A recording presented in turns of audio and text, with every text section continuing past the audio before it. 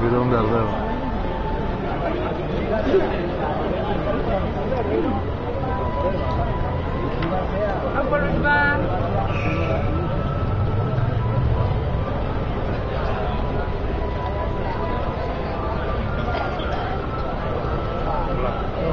Preso politiko, baina gehiagoei aplikatu zaie bizi osorako zigorra ahalbidetzen duen doktrina. 80 presotik gora, 20 urte baino gehiago daramatzate espetxean. Errebentzioak indargabetu dituzte. Zigorraren 3 laurdenak beteta ere askatasun kondizionalera pasatzea ukatzen dute.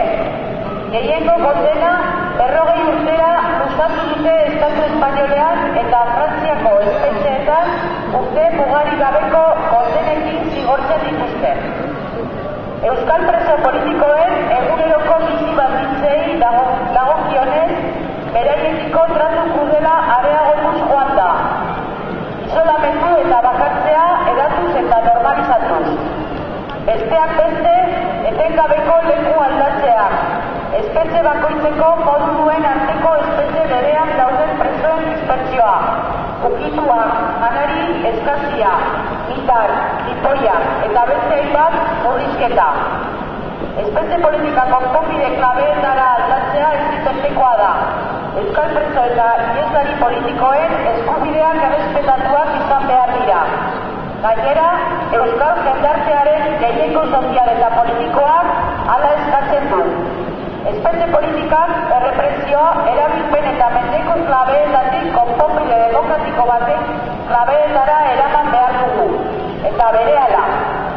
Horregatik, muturreko egoerak ezartzeko salbuespeneko neurri guztiak indargabetu behar dira.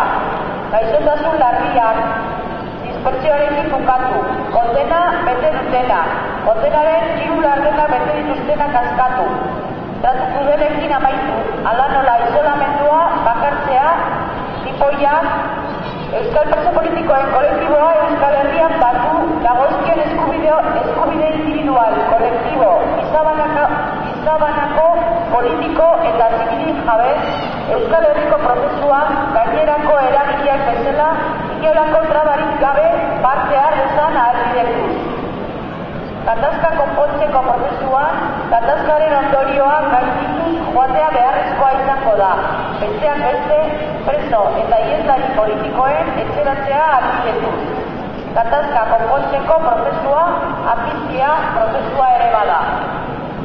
Para terminar, el objetivo de esta idea para la movilización que está organizando para el próximo 7 de enero el Pico en defensa de los derechos de los presos, presas y exiliados y exiliadas políticos vascos es que sea multitudinaria.